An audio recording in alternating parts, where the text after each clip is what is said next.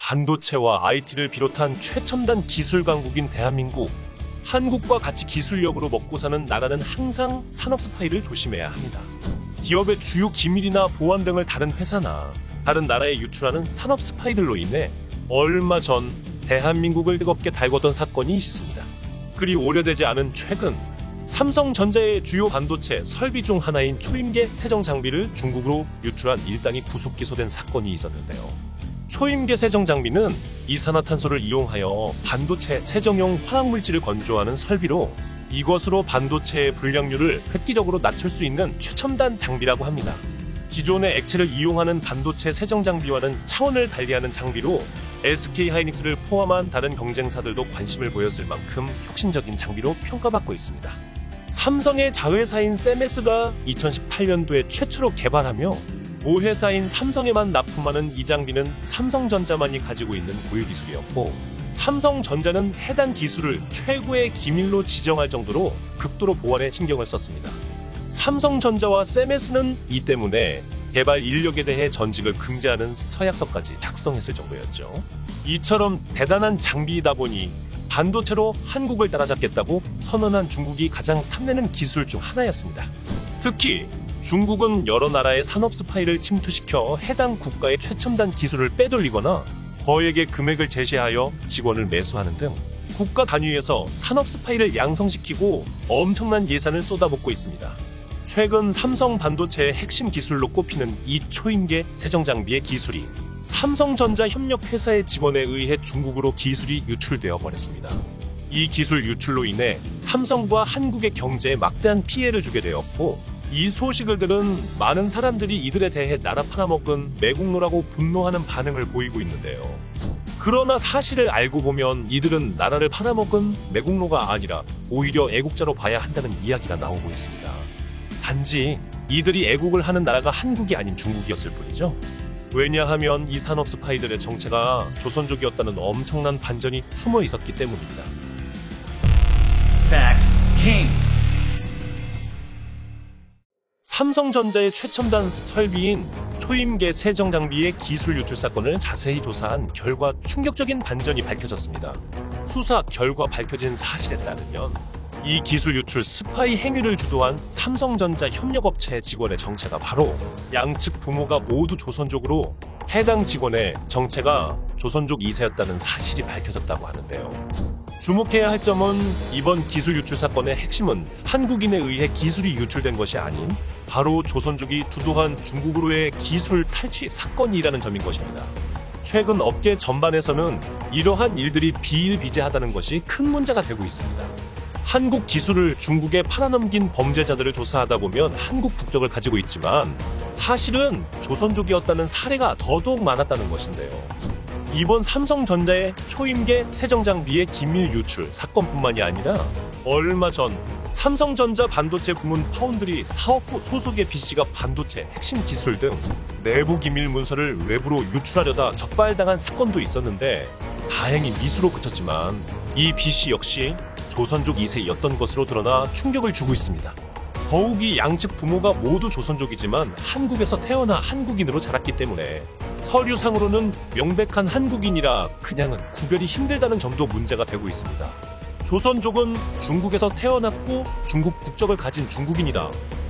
단일 민족 국가인 한국의 특성상 한국인들은 혈연이라는 것에 특별함을 가지고 있습니다. 그렇기에 외국으로 이민 간 한국인들에게 동포라고 부르며 그들에게 친근감과 특별한 감정을 가지고 있죠. 하지만 조선족들을 일반적인 재외 동포와 같은 시각으로 보기에는 그들의 정체성은 다른 재외 동포들과는 전혀 결을 달리야 합니다. 예를 들어 제1동포가 한국과 일본의 축구 경기가 있을 경우 어느 나라를 응원하냐고 한다면 대부분의 제1동포들은 한국을 응원한다고 합니다. 하지만 최근 언론에서 제중동포라고 부르는 조선족들은 한국과 중국의 축구 경기가 있다고 한다면 대부분 중국을 응원한다고 합니다. 이들의 정체성 자체가 스스로를 중국인이라고 생각하고 있는 것이죠. 최근 언론에서는 이들에 대해 제중동포라고 부르는데, 한국인들이 조선족들에게 동포라는 표현을 쓰면 자신들은 중국인이라며 오히려 화를 낸다고 합니다. 같은 민족이고 같은 말을 쓰기 때문에 이들을 한국인으로 받아들이려는 한국 정부의 생각과는 달리 이들의 정신세계는 이미 중화사상의 대국주의에 빠져 스스로를 중국인으로 여기고 한국에 피해를 주는 것도 거리낌이 없다는 것에 문제가 있습니다. 중국의 헤드헌터들은 이들 중 핵심 산업체에서 근무하는 사람들을 유혹하는 수법을 사용하고 있습니다. 중국의 헤드헌터들은 자신들이 중국인이라는 사실의 자부심을 갖고 있는 조선족들의 대국의식을 이용해 이러한 기술 유출을 부추긴 것으로 알려지고 있어 이런 산업 스파이 행위를 저지른 조선족들은 금전적인 이득만이 목적이 아니라 자신들의 조국을 위한 애국 행위로 생각하고 있다는 것도 문제가 되고 있습니다. 그나마 다행히 우리 정부에서도 대책을 마련하기 위한 조치에 들어갔습니다. 최근 대한민국에 만연해진 산업 스파이들을 처벌하기 위한 법 개정의 속도를 높이고 있다고 하는데요. 법무부의 발표에 의하면 최근 국가안전법 개정안을 통과시켜 경제 부문에서 스파이 혐의를 받는 이들에게 최장 17년의 징역형과 50억 이하의 벌금을 부과할 수 있도록 하는 개정안을 발의한 상태라고 합니다. 최근 법원에서는 국가 핵심 기술 유출에 대한 산업 스파이 행위를 간접적으로 보고 처벌을 강화하는 법안이 만들어지고 있는데요. 앞으로는 경제간첩죄와 영업비밀 국외 유출죄가 추가되는 것으로 알려진 개정안은 국가의 핵심 기술을 빼돌리는 산업 스파이들에 대한 범죄 구속력을 강화시키고 해외에 근무하는 국가 핵심 기술 업무자들 중 규정 위반자에 대한 처벌 수준을 파격적으로 높이는 데 집중했다고 전하고 있습니다. 단순한 산업 스파이 사건으로 생각했던 이 사건에 중국 정부와 조선족들이라는 흑막이 있었다는 것이 놀라운 상황인데요. 조선족들의 문제가 심각한 점은 이들은 같은 한민족이지만 정신적인 정체성은 절대 한국인이 아니라는 점입니다. 한국인들이 동포라고 부르면 오히려 화를 내는 조선족들은 한민족의 국가인 한국에 동화되는 것조차 거부하며 소수민족 취급을 받더라도 중국인으로 남고 싶어하는 마인드를 가지고 있는데요.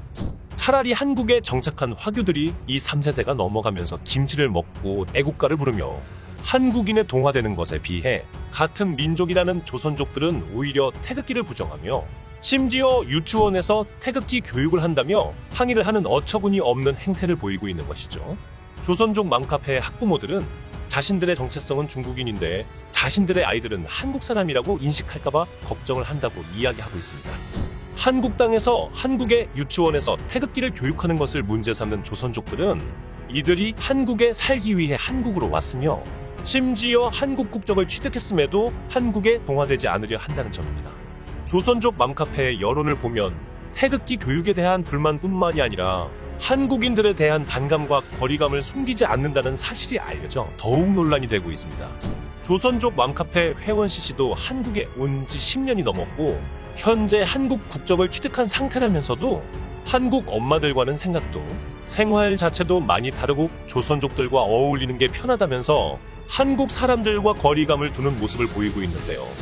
한국 땅에서 살기 위해 한국 국적을 취득하고 한국의 포털 사이트에 카페를 개설하면서 정작 자신들은 한국인들과 거리를 두고 중국인이라고 생각하며 살고 있는 것이죠. 최근 한국에 거주하는 조선족들의 인구가 70만 명을 돌파하면서 이제는 중국 연변시보다 한국에 있는 조선족의 인구가 더 많은 상황이 되어버렸습니다. 이들은 한국에서 가정을 꾸려 살아가고 있으며 귀화한 이들의 자식들까지 생각하면 그 숫자는 집계가 불가능할 정도라고 하는데요. 이들 조선족들 모두가 나쁘고 범죄 잘하고 규정할 수는 없지만 스스로 한국인으로 동화되기를 거부하는 이들이 나쁜 마음을 먹지 않도록 법적, 제도적인 안전장치는 반드시 필요하다는 생각이 듭니다. 시청해주셔서 감사합니다. 여러분들의 구독과 좋아요는 매우 큰 힘이 됩니다.